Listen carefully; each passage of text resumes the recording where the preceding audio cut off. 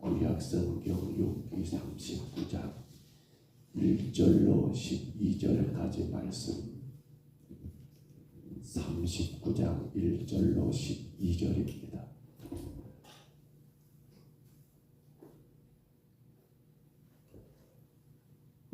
지난 시간에 우리가 38절의 말씀을 보았지요. 39장 8장의 말씀을 보았고, 오늘 39장 1절로 12절입니다. 욥기 39장 1절로 12절까지 말씀, 하나님의 말씀입니다. 이 말씀 같이 봤습니다. 산염소가 새끼 치는 때를 내가 아느냐? 암사슴이 새끼 낳는 것을 내가 본 적이 있느냐? 그것이 몇 달 만에 완삭되는지 아느냐? 그 낳을 때를 아느냐? 그것들은 몸을 구부리고 새끼를 낳으니 그 괴로움이 지나고 그 새끼는 강하여져서 빈들에서 그나가 나간 후에는 다시 돌아오지 아니하느니라. 내가 들나귀를 놓아 자유롭게 하였느냐? 누가 빠른 나귀에 매인 것을 풀었느냐? 내가 들을 그것의 집으로 소금 땅을 그것에 사는 서서로 삼았느니라. 들나귀는 성읍에서 짖거리는 소리를 비운다니 나귀 치는 사람이 지르는 소리는 그것에게 들리지 아니하며 초장 언덕으로 두루 다니며 여러 가지 푸른 풀을 잡느니라.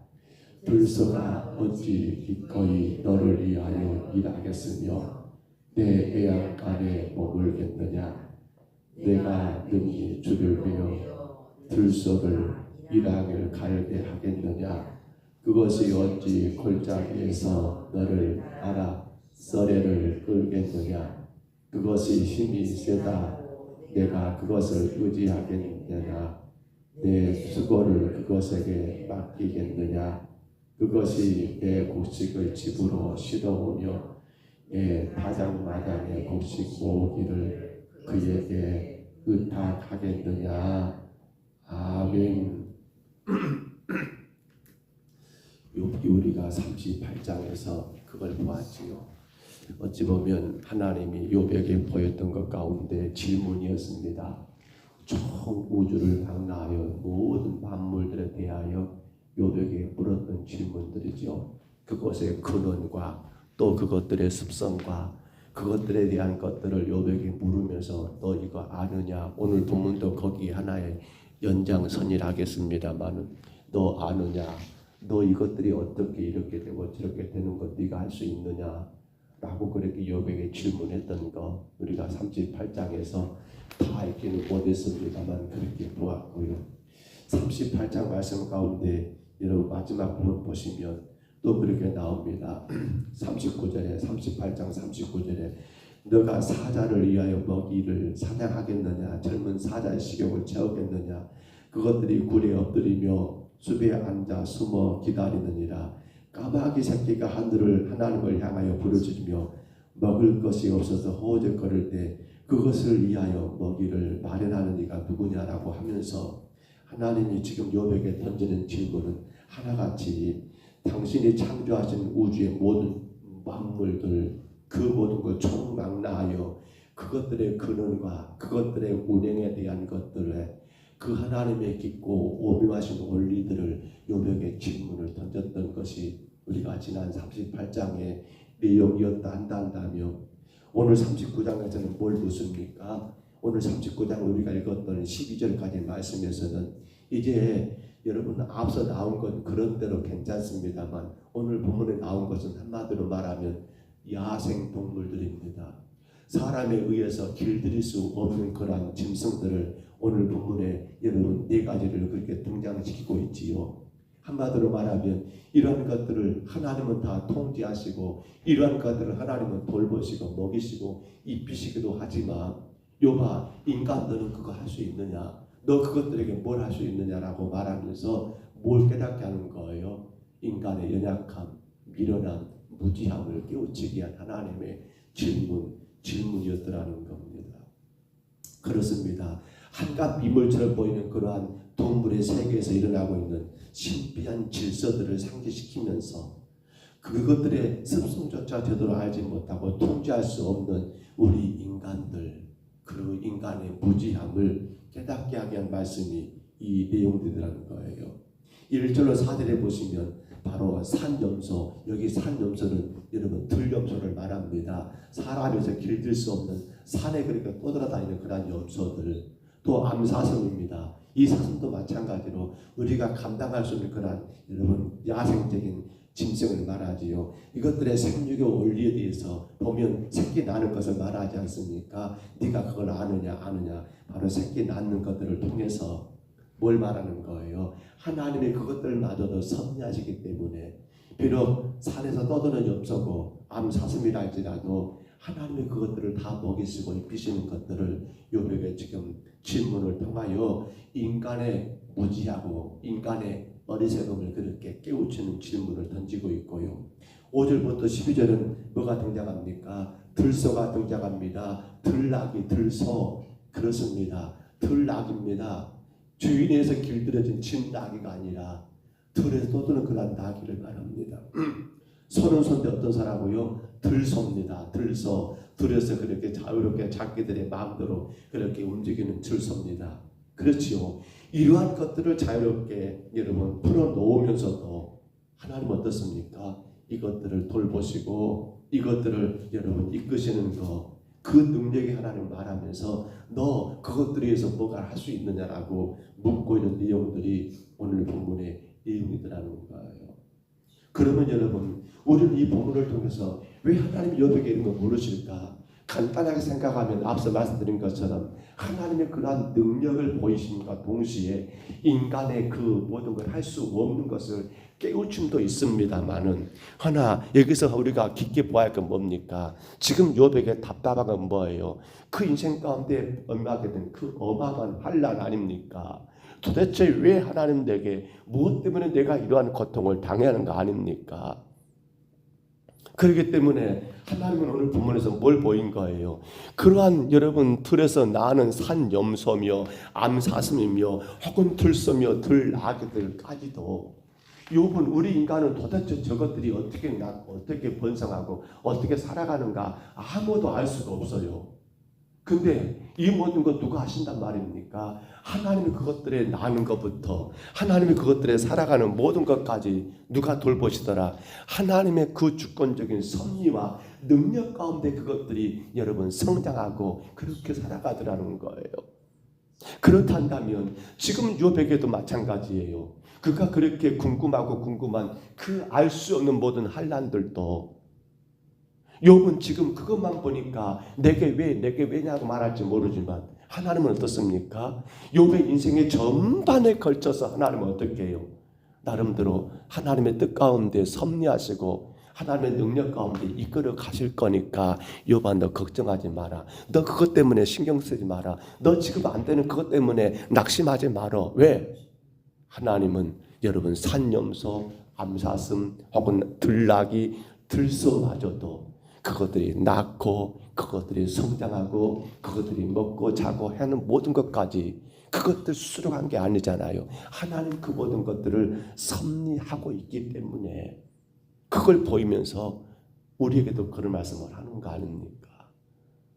오늘 여러분 우리가 굉장히 힘들고 어려운 일들을 당할 때가 있을 겁니다. 사실 우리는 거기에 눈이 꽂혀버려요. 안 그런가요? 다른 거 보지 못해버려요. 그것이 내 삶의 전부가 돼버려요. 그래서 그것만 되면 내 인생의 모든 게 다 풀릴 것처럼 우리는 그렇게 생각을 해요. 근데 우리는 그것을 이렇게 생각하면 어떨까요? 이것이 잘못하면 내 인생에 올무가 된다는 거예요. 어찌 보면 풀리지 않는 숙제, 내 삶에 굉장히 힘들고 어려운 그 문제들, 우리는 그것이 삶의 가운데 해결되기를 원하고 그로 인하여 내 삶이 더 복되고 아름답기를 원하는 것 당연할 거예요. 근데 문제는 우리가 그것에 매이면 된다 안 된다. 그것에 매인다고 해서 답이 나옵니까? 아니요. 욥은 지금 거기에 매여 있습니다. 당신 인생 가운데 있을 수 없는 그러한 끔찍한 그 문제 가운데 욥은 지금 매여 있습니다. 근데 하나님 말합니다. 바로 야생 동물들을 보이면서 뭘 말입니까? 그것들까지도 내가 먹이고 낳게 하고 내가 그 모든 것을 섭리하지 않느냐. 욥아, 네 인생에 지금 네가 힘들어하고 괴로워하는 것까지도 내가 다 섭리하고 있고 한참한 그러한 들짐승까지도 내가 먹이고 입히고 내가 돌본 것처럼 그렇단다면 내가 사랑하는 너에 대해서 내가 네 인생에 대해서 내가 계획이 없겠느냐? 내가 생각이 없겠느냐? 내가 뭔가를 좀 뜻하지 않겠느냐? 너 왜 그렇게 눈에 보이는 그 문제 때문에 거기에 꽂혀서 내 마음을 그렇게 힘들게 하느냐? 나를 슬프게 하느냐? 아마도 하나님이 이 부분에서 욥에게 그렇게 말씀하지 않을까 생각을 해보게 됩니다. 성도 여러분, 우리가 반드시 기억하셔야 합니다. 하나님은 우리를 창조하셨습니다. 우리는 꼭 기억해야 합니다. 예수님은 우리를 죄에서 구원하셨습니다. 우리는 반드시 기억해야 합니다. 성령님은 오늘도 우리를 인도하십니다. 자, 그렇다면 우리 인생에 이해되지 않는 일들, 우리 삶 가운데 풀리지 않는 숙제들, 우리가 그것 때문에 사네 못 사네, 되네 안 되네, 낙심하고 절망하고 원망하고 불평하면 된다 안 된다, 안 된다는 것. 우리를 창조하시고 우리를 구원하시고 우리와 늘 함께 하시며 인도하시는 그 하나님의 계심을 믿는다 한다면 우리는 무엇이 안 된 것 때문에 실망하고 그 어떤 인생의 어려움 때문에 불평하고 낙심할 것이 아니라 그 창조주 하나님, 그 구속자 예수 그리스도, 그 인도자 성령님의 의지하는 가운데 나는 알 수 없지만, 왜요? 인간이니까, 피조물이니까. 그러나 창조하신 하나님은 당신의 섭리가 있으시니까, 그래, 당신의 뜻이 있어서 이렇게 인도하셨지 라고 그분에게 맡기는 것이 우리의 가장 복된 삶이 아니겠느냐라는 거죠. 자, 그런데 오늘 11절 12절 한번 다시 봐보세요. 11절 12절 우리 말씀 같이 한번 다시 읽습니다. 그것이 힘이 세다고 내가 그것을 의지하겠느냐? 내 수고를 그것에게 맡기겠느냐? 그것이 내 곡식을 집으로 실어오며 내 타작마다 곡식 모으기를 그것에게 의탁하겠느냐? 아멘. 여기 보면 지금 들소를 우리가 보고 있는 것 같으죠. 바로 들소입니다. 본문 말씀 가운데 등장하는 여기 들소 말입니다. 9절부터 등장하죠. 들소 말입니다. 자, 농부가 생각합니다. 야, 들소를 봤어요. 들소입니다. 사람이 통제할 수가 없습니다. 그런데 들소는 뭘 상징한가 하면 힘을 상징하지 않습니까? 들소 생각해 보시죠. 우리나라는 그런 게 없잖아요. 근데 아프리카 이렇게 뭡니까? 뭐 동물의 세계며 TV에 보면 그 들소들 얼마나 크고 덩치가 크고 그 힘이 있습니까? 농부가 들소를 보았습니다. 어떤 생각 들까요? 야, 저 들소를 이용해서 내가 그렇잖아요. 챙기들도 하고 얼마나 좋겠습니까? 10절 봐보세요. 그렇게 나오지요. 자, 9절부터 볼까요? 들소가 어찌 기꺼이 너를 위하여 일하겠으며 내 양간에 머물겠느냐. 나왔네요 이미. 그렇죠. 10절 봐보세요. 너가 능히 줄로 매어 들소가 이랑을 갈게 하겠느냐. 이랑입니다. 뭐예요? 챙기지를 말하죠. 밥이랑 고랑을 만들겠냐는 거예요. 근데 농부는 그만 벗겼잖아요. 야, 저 들소 힘을 내가 이용할 수 있다 한다면 내가 이 이랑을 내가 챙기지하는데 참 쉽게 하겠다. 짐승이 없으면 내가 다 구화질 해야 하잖아요. 삽질해야 하잖아요. 그래서 그것으로 이랑을 만들어야 하잖아요. 근데 농부가 보니까 저 들소를 볼 때 와, 저 힘이면, 야, 저 힘이면 내가 저거 가지고 너를 밭을 몇 마디기를 갈고 갈 수 있겠다라는 그러한 마음이 들어요, 안 들어요? 그런 마음이 충분히 들 수 있다는 거예요. 그런데 성도 여러분, 우리는 여기서 지금 하나님이 욥에게 뭘 보여줍니까?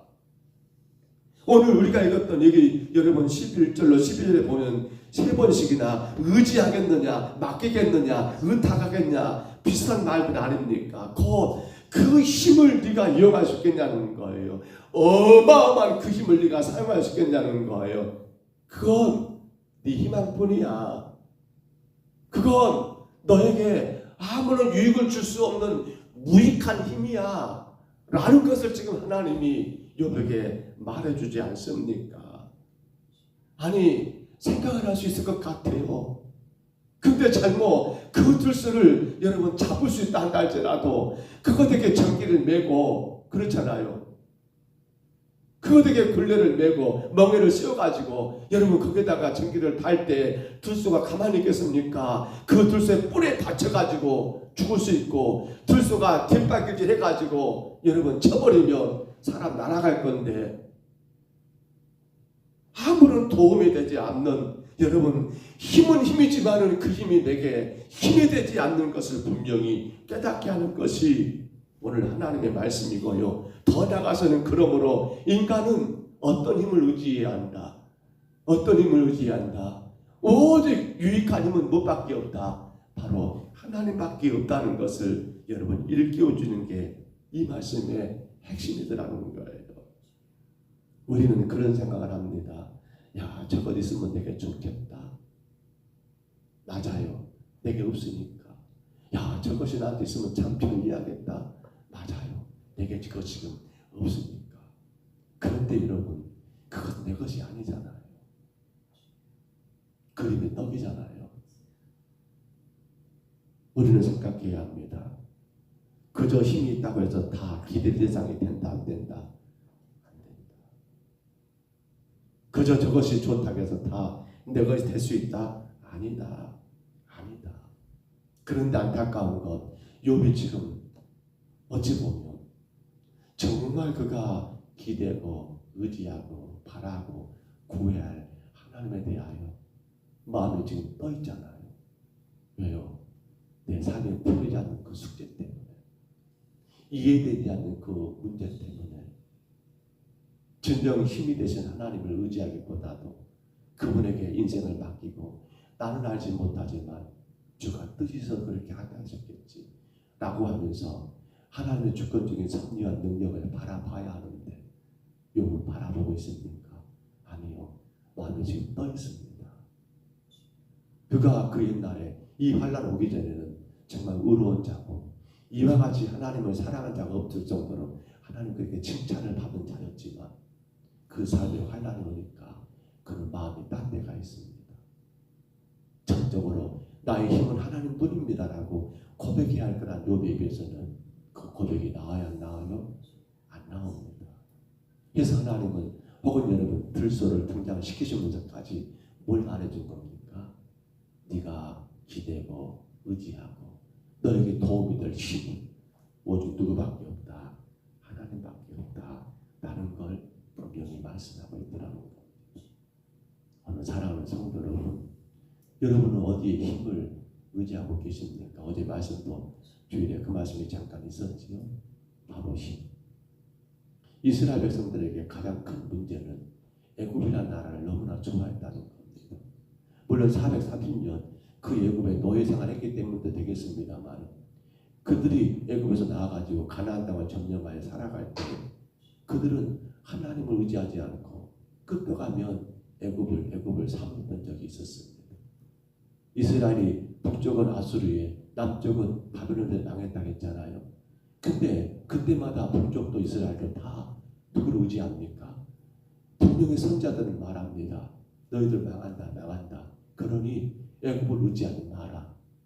이제 바벨론 포로가 되는 게 당연한 일이다. 그러므로 헛된 욕심 부리지 마라. 하지만 당시 이스라엘 왕들은 하나같이 애굽을 바라봅니다. 물론 애굽은 그 나라가 역사도 있고 그 당시 강력의 위치도 있었지만 하나님 이미 이스라엘을 여러분 애굽의 손에 넘긴 게 아니라 바벨론 손에 넘겼지 않습니까?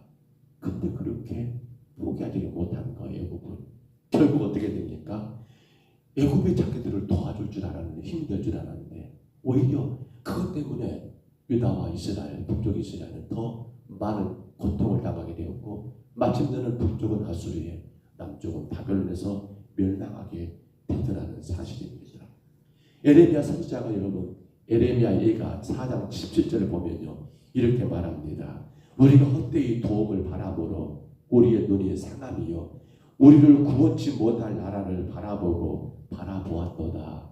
지금 애굽에 대한 말이거든요. 우리를 구원치 못할 나라를 바라보았다. 애굽을 힘으로 여겼다는 겁니다. 그 결과는 처참하게 아수르에 그리고 바벨론에게 멸망을 당하고 말았더라는 사실입니다. 시편 말씀 121편 좋은 시편이죠. 1절로 2절 말씀 보시면요. 제가 한번 읽어드릴까요? 시편 121편 1절로 2절입니다. 너무 아름다운 시입니다. 121편 1절로 2절 우리 아는 찬양으로 되지요. 내가 산을 향하여 눈을 돌리라 나의 도움이 어디서 올까? 그렇죠? 내가 산을 향하여 눈을 돌리라 나의 도움이 어디서 올까? 2절 나의 도움은 뭐라고요? 천지를 지으신 여호와에게서로다. 우리는 어디서 힘을 얻습니까? 우리 인생 어디서 도움을 얻습니까? 세상을 보면 야 이게 내게 힘이 되겠다는 게 참 많아요. 근데 사실 그것은 내게 유익한 힘이다? 아니요. 내게 유익한 힘입니다. 왜냐하면 그 힘이 오히려 나를 나중에 지배해버립니다. 그 힘이 나를 지배해버려요. 사람을 힘으로 믿게 되면 그 사람에게 내가 끌려가게 됩니다. 돈을 힘으로 믿게 되면 내가 언젠가 돈에 노예가 되어 있을 겁니다. 그러나 우리의 진정한 힘이 되시는 여호와 하나님, 그렇습니다.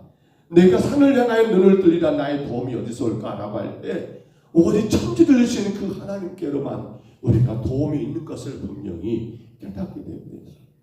우리가 다윗성에서 이미 다 들었습니다. 시편 28편 7절에 여호와는 나의 힘과 나의 방패시니 내 마음이 그를 의지하여 도움을 얻었도다. 그러므로 내 마음이 크게 기뻐하며 내 노래로 그를 찬송하리로다라고 말했던 것처럼 오늘 여러분 욥이 가장 안타까운 건 그의 힘이 되신 하나님께 마음을 두지 못하고 그의 문제 때문에 딴 데 자꾸만 기웃거렸던 안타까운 그 모습들처럼 오늘 저와 여러분들이 풀리지 않는 인생의 그 어떤 숙제 때문에 여러분 무익한 힘을 바라보지 말자는 겁니다.